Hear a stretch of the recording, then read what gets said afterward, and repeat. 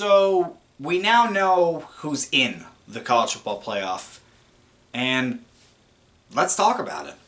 Now, with this, I'm not going to do any editing, no intro, no outro, nothing like that. I just want to get my thoughts out there and really just talk about them.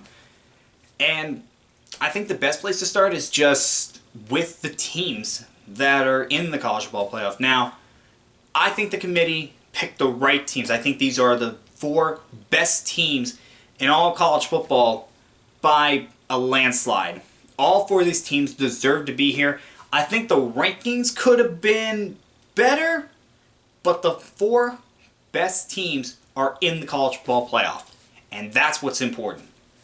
Now, with these teams, let's just start with number 1 in Alabama. Yeah, Bama had their struggles. I mean, against Auburn, probably should have lost that game, but they didn't. They found a way to win.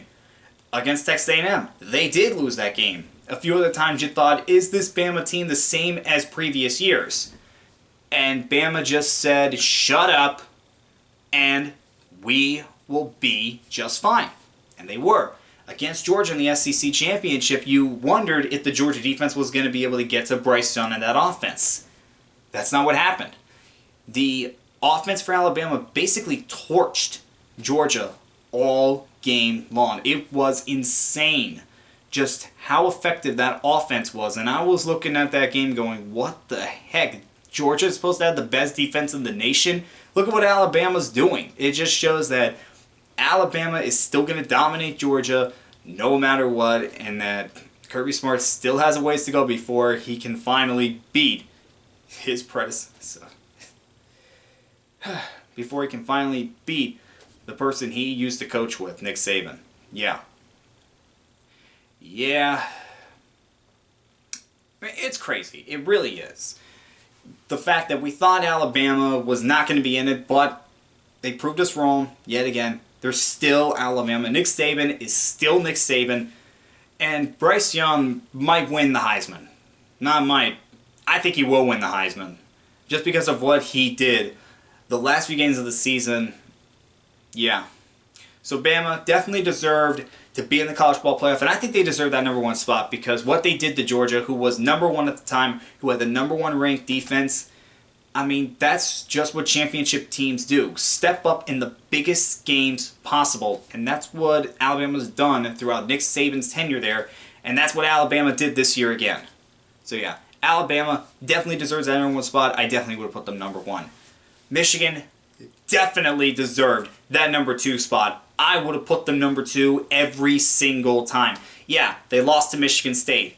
And yeah, they had some other struggles.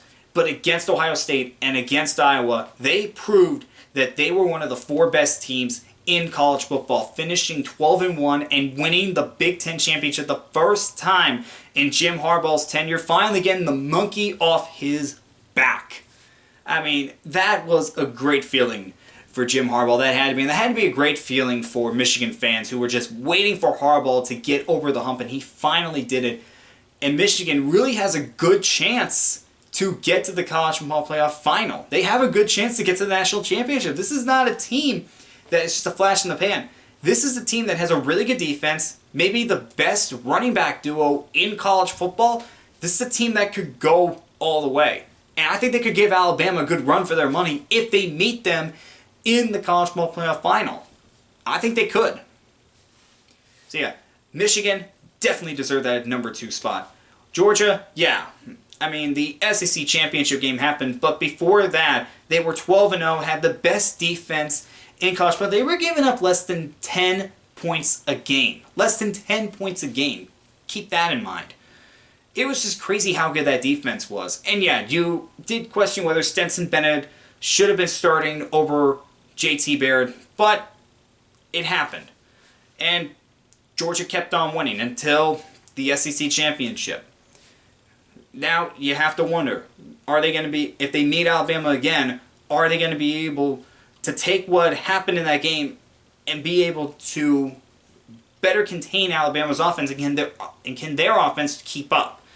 It is a good question to have, but again, when you have a defense that was as dominant as Georgia was before that game, They definitely should be in the college football playoff. The only thing I have a problem with is the fact that they're number 3 and not number 4. I feel like Cincinnati should be the number 3 team. And the reason, Cincinnati was the only undefeated team in college football.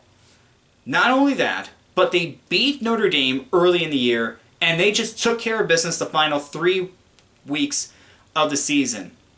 Beat SMU real good. They blew out East Carolina, and they took care of business and pulled away late against Houston, who, by the way, was 11-1 and was undefeated in the AAC in the championship game. That matters to me. The way that they finished matters to me. I feel like they should have been the number 3 team, and I feel like they should be taking on Michigan. I just do not like how Michigan's taking on Georgia, Alabama's taking on Cincinnati. I feel like in the semifinal it should have been Alabama, Georgia, and Michigan, Cincinnati. But you know what? I'm not a voter. It's already happened. We gotta live with it. Now, how would I feel if Alabama and Georgia met in the national championship game? I wouldn't like it. We've already seen that. I mean, I just would not like it. I don't think it would be good for ratings. I don't think it would draw on the ratings that people think it would. Just because, I mean, it's in SEC. I don't know if other SEC fans that are not fans of Alabama and Georgia are going to watch that game. And I don't know how many other college football fans are just going to skip that. It's a little dangerous to me if those two teams meet. However, I don't know if that's really going to happen. And I'm going to start talking about these games a little bit. I'm going to start with Michigan, Georgia.